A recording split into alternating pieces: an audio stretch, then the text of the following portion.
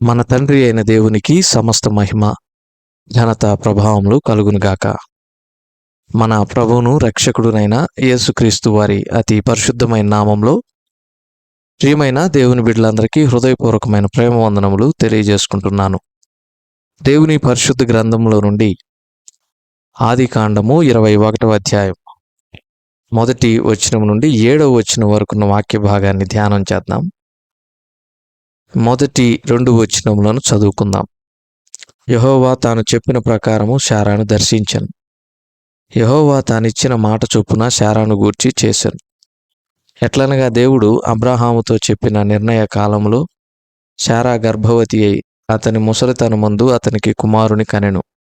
దేవుడు ఈ కొద్ది మాటలను మన కొరకు దీవించునుగాక. ప్రభునందు ప్రియమైన సహోదర సహోదరులారా, చదవబడిన ఈ వాక్య భాగమును మనం గమనించినప్పుడు ఇందులో కొన్ని ప్రాముఖ్యమైన విషయాలను మనం చూడగలం. అవేంటంటే, మొదటిగా మన దేవుడు నమ్మదగినవాడు. రెండవదిగా దేవుడు శారాకు నవ్వు కలగచేశాడు. ఈ 2 ప్రాముఖ్యమైనటువంటి విషయాలను 21వ అధ్యాయం మొదటి 7 వచనాల్లో మనం చూడగలం. మొదటిగా ఏమని చూస్తున్నాము? మన దేవుడు నమ్మదగినవాడు అనే విషయాన్ని చూస్తున్నాం. అబ్రహాము దేవునిచే పిలువబడినప్పుడు అతని వయసు 75 సంవత్సరాలు. దేవుడు 75వ సంవత్సరంలో అబ్రహాముకు వాగ్దానం చేశాడు. ఆ వాగ్దానం యొక్క నెరవేర్పు అనేది అబ్రహాము యొక్క 100వ సంవత్సరంలో జరిగింది. అంటే అబ్రహాము యొక్క వయసు 100 సంవత్సరాలప్పుడు అబ్రహాము శారాలకు దేవుడు ఇస్సాకును బహుమానంగా ఇచ్చాడు. కాబట్టి దేవుడు వాగ్దానము చేసిన తరువాత అది నెరవేర్చబడటానికి ఆలస్యం అవుతుందని సహజంగా మానవ స్వభావం కలిగినటువంటి మనమందరం కూడా, ఎంత విశ్వాసులమైన క్రైస్తవులమైన, కొన్ని పర్యాయాలు దేవుడు వాగ్దానం చేసింది ఆలస్యం అవుతూ ఉన్నప్పుడు విశ్వాసంలో ఒక్కొక్కసారి కదిలించబడతాం. ఒక్కొక్కసారి మన విశ్వాసం అనేది కుదుపులకు గురవుతుంది. కానీ అబ్రహాము శారాల యొక్క విశ్వాసమును మనం చూసినప్పుడు అది మనందరికీ కూడా ఒక చక్కటి మాదిరి. ఇందు నిమిత్తమై అపోస్తలుడైన పౌలు రోమీలకు రాసినటువంటి పత్రికలో ఈ విధంగా అబ్రహాము శారాల యొక్క విశ్వాసమును గురించి వివరిస్తూ రాస్తాడు. రోమా పత్రిక 4వ అధ్యాయము 18వ వచనం నుండి చదువుకుందాం. నీ సంతానము ఇలాగు ఉండునని చెప్పిన దానిని బట్టి తాను అనేక జనములకు తండ్రి అగునట్లు నిరీక్షణకు ఆధారము లేనప్పుడు అతడు నిరీక్షణ కలిగి నమ్మెను. మొదటిగా మనము వాగ్దానములు స్వతంత్రించుకోవాలంటే అబ్రహాము శారాల్లాగా నిరీక్షణకు ఆధారం లేనప్పుడు అబ్రహాము దేవుణ్ణి బలంగా నమ్మాడు. నేడు నిరీక్షణకు ఆధారాలు ఉన్నాయి. ఈ సోకాల్డ్ అడ్వాన్స్డ్ ప్రపంచంలో దేవుడు ఉన్నాడు అనడానికి చాలా రుజువులు ఉన్నాయి. బైబిల్ సత్యం అని చెప్పడానికి చాలా రుజువులు ఉన్నాయి. అయినప్పటికీ కూడా మన విశ్వాసం స్థిరంగా ఉండట్లేదు. దేవుడు వాగ్దానం చేశాడు, ఆలస్యం అవుతుంది, ఆయన నన్ను మర్చిపోయాడు, విడిచిపెట్టేశాడు అని చాలామంది అనుకుంటున్నారు. కానీ అబ్రహాము శారాలు అలాగున లేరండి. మంచి వృద్ధాప్యములో ఉండి కూడా అవి నిరీక్షణకు ఆధారం లేనటువంటి దినాలైనా వారు దేవుని యందు సంపూర్ణంగా విశ్వాసం ఉంచారు. ఆ తర్వాత చూడండి, రోమపత్రిక 4:19, మరియు అతడు విశ్వాసమందు బలహీనుడు కాక రమారమి 100 ఏండ్ల వయసు గలవాడయ్యుండి అప్పటికి తన శరీరము మృతతుల్యమైనట్టును శారా గర్భమును మృతతుల్యమైనట్టును ఆలోచించెను. గాని అవిశ్వాసము వలన దేవుని వాగ్దానమును గూర్చి సందేహింపక. ఇది చాలా ప్రాముఖ్యమైనటువంటి మాట. మన దేవుడు నమ్మదగినవాడు అనే మాటను మనం చూస్తున్నాం కదా. అబ్రహాము శారాలు అవిశ్వాసము వలన దేవుని యొక్క వాగ్దానమును సందేహించట్లేదు. దేవుని యందు సంపూర్ణమైనటువంటి నమ్మిక ఉంచుతూ ఉన్నారు. ఆయన మహింపరుస్తున్నారు. ఆయన వాగ్దానం చేసిన దాన్ని నెరవేర్చడానికి సమర్థుడని రూఢిగా విశ్వసిస్తూ ఉన్నారు. ఆ విశ్వాసం ద్వారా బలం పొందుకున్నారు. ఇస్సాకు జన్మించాడు అనే దానికి కారణం, లేక ఇస్సాకు జన్మించబడటానికి వెనుకున్నటువంటి ఆత్మీయ రహస్యం ఏంటంటే, అబ్రహాము శారాల యొక్క స్థిరమైన బలమైన విశ్వాసము. రెండవది, దేవుని వాగ్దానము యందు వారు ఉంచినటువంటి స్థిరమైన నమ్మకం. ఆ నమ్మకము మనలో కూడా ఉండాలి. మన దేవుడు నమ్మదగినవాడు అని చూస్తున్నాం. ఆలస్యమైన 25 సంవత్సరాలు దేవుడు అబ్రహామును పిలిచి ఇస్సాకును ఇచ్చే క్రమంలో 25 సంవత్సరాలు గతించిపోయినా దేవుడు ఆయన చేసిన వాగ్దానమును మాత్రం మర్చిపోలేదు. అందుకనే హెబ్రీ పత్రిక 10:23లో దేవుని వాక్యం ఏమని చెప్తుందంటే, వాగ్దానము చేసినవాడు నమ్మదగినవాడు. కాబట్టి ప్రభునందు ప్రియమైన వారులారా, మన దేవుడు వాగ్దానము విషయంలో నమ్మదగినవాడు అనే విషయాన్ని మనం చూస్తూ ఉన్నాం. ఇది చాలా ప్రాముఖ్యమైనటువంటి మాట. మన దేవుడు వాగ్దానము విషయంలో నమ్మదగినటువంటి వాడు. ఆయన వాగ్దానం చేస్తే దాన్ని ఖచ్చితంగా నెరవేరుస్తాడండి. ఆయన మాట ఇస్తే దాన్ని ఖచ్చితంగా నెరవేర్చి తీరుతాడండి. మాట తప్పడానికి ఆయన మన వంటి నరమాత్రుడు కాడు. కాబట్టి ప్రభునందు ప్రియమైన వారులారా, ఆయన నమ్మదగినవాడు. ఇంకొక మాట కూడా చూద్దాం సహాయకరంగా. అపోస్తలుడైన పౌలు తిమోతికి రాసిన 2వ పత్రిక 2వ అధ్యాయం 13వ వచనం చదువుతున్నారు. అపోస్తలుడైన పౌలు తిమోతికి రాసిన 2వ పత్రిక 2వ అధ్యాయం 13వ వచనం. మనము నమ్మదగని వారమైనను ఆయన నమ్మదగిన వాడుగా ఉండును. ఆయన తన స్వభావమునకు విరోధముగా ఏదియూ చేయలేడు. ఇది చాలా ప్రాముఖ్యమైనటువంటి మాట. మనము నమ్మదగని వారమైనను ఆయన నమ్మదగినవాడు. మొదటిగా ఏమని చూచాము? ఆయన వాగ్దానము విషయంలో నమ్మదగినవాడు అనే విషయాన్ని చూచాం. రెండవదిగా ఏమని చూస్తున్నాము? మనము నమ్మదగని వారమైనను ఆయన నమ్మదగినవాడు అనే విషయాన్ని చూస్తున్నాం. నిజమేనండి. ఒకసారి మీ చుట్టూ ఉన్నటువంటి మనుషులను గురించి ఆలోచన చేయండి. ఎంతమంది నమ్మకస్తులు ఉన్నారు, ఎంతమంది అపనమ్మకస్తులు ఉన్నారో ఒక్కసారి ఆలోచన చేయండి. మీరు ఎంతమందిని గుడ్డిగా నమ్మగలరు, ఎంతమంది మీద మీకు నమ్మకం లేదు అనే విషయాన్ని ఒక్కసారి ఆలోచన చేయండి. ఆ సంఖ్యను చూసినప్పుడు మనకు ఆశ్చర్యం కలుగుద్ది. నమ్మదగిన వారి సంఖ్య మహా అయితే వేళ్ల మీద లెక్క పెట్టచ్చు. నమ్మదగని వారి సంఖ్య ఎక్కువగా ఉంటుంది. కానీ దేవుడు మన వంటి మానవుడు కాదు కదా. మనము నమ్మదగని వారమైనను ఆయన నమ్మదగినవాడు. ఆయన వాగ్దానము విషయంలో నమ్మదగినవాడు. కృప చూపే విషయంలో నమ్మదగినవాడు. క్షమించే విషయంలో నమ్మదగినవాడు. ప్రేమించే విషయంలో నమ్మదగినవాడు. ఆదరించే విషయంలో నమ్మదగినవాడు.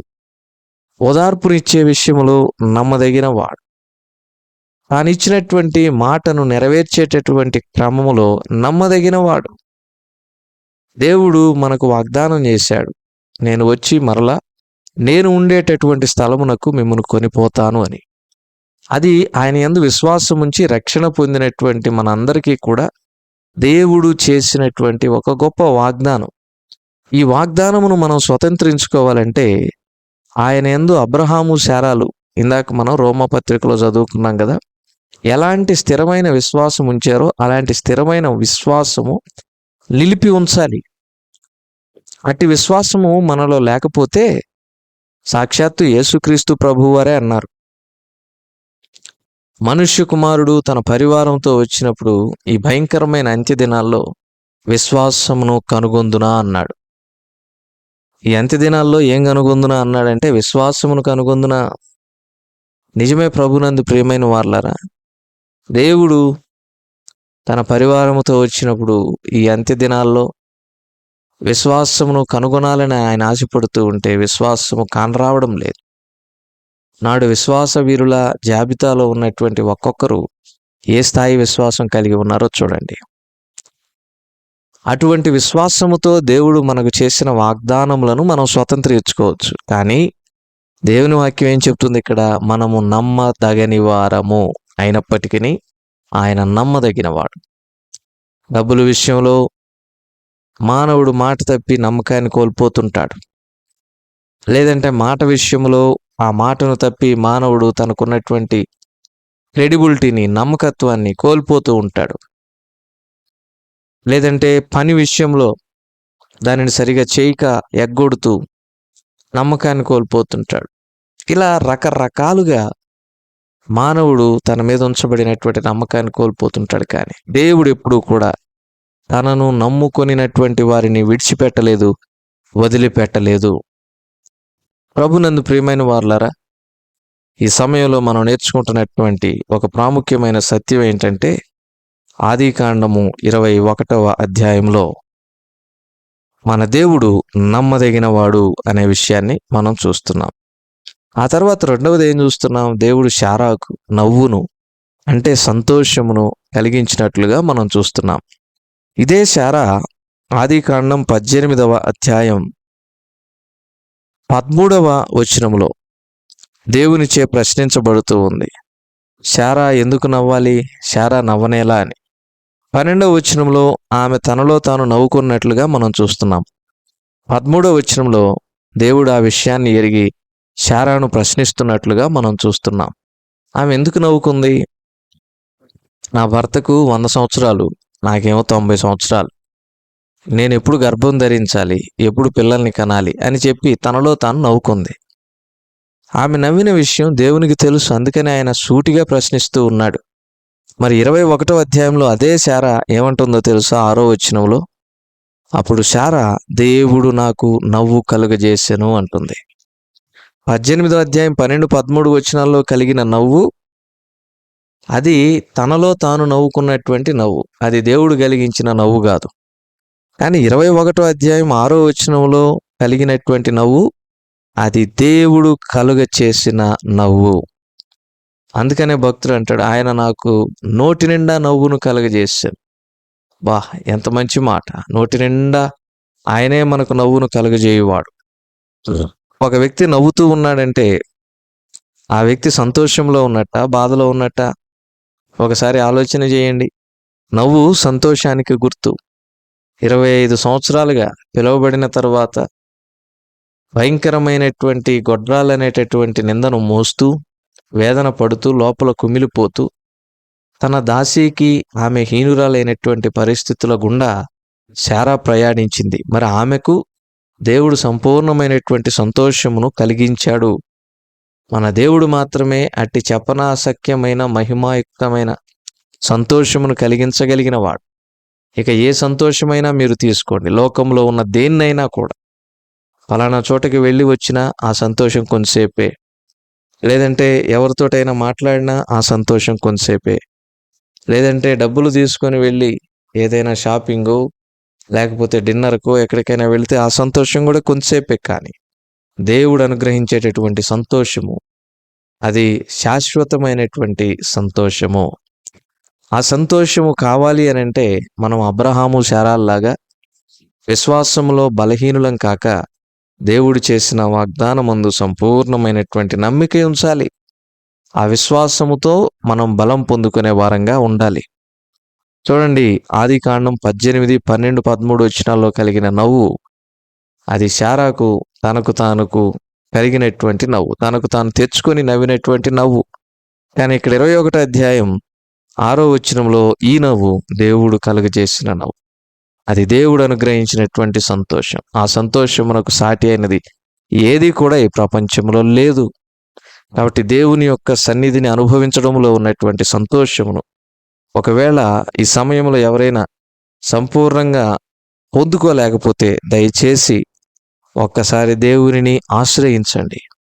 ఆయనిచ్చే ఆ సంపూర్ణమైనటువంటి సంతోషమును అనుభవించండి, తరించండి. ఆ సంతోషంలో పరవశులు కావాలి అని ప్రభు పేరట మనవి చేస్తున్నాం. 2 విషయాలను చూచాం. ఒకటి, మన దేవుడు నమ్మదగినవాడు. రెండవది, దేవుడు శారాకు సంతోషము లేక నవ్వు కలుగ చేసినవాడు. మన దేవుడు కూడా మనకు ఆయన వాగ్దానములందు స్థిరమైన విశ్వాసం ఉంచితే మనం నమ్మదగిన వారమైనను ఆయన నమ్మదగిన వాడై తాను చేసిన వాగ్దానములను నెరవేరుస్తాడు. రెండవది, మన నోటి నిండా మనకు నవ్వు కలుగు చేస్తాడు. దేవుడి కొద్ది మాటలను మన కొరకు దీవించును గాక. ప్రార్థన. కృప కలిగిన మా ప్రభువా, విత్తబడిన వాక్యం నీరుకట్టి ఫలింపు చేయండి. మా ప్రియులను దీవించండి. వారి అక్కరలను తగిన సమయంలో తీర్చి మీ నామమునకు మహిమ పొందమని, ఈ దినమంతటి కొరకు మమ్మల్ని సిద్ధపరచమని మా రక్షకుడైన యేసుక్రీస్తు వారి పరిశుద్ధమైన నామములో ప్రార్థించి అడిగి వేడుకొంచున్నాము తండ్రి. ఆమేన్.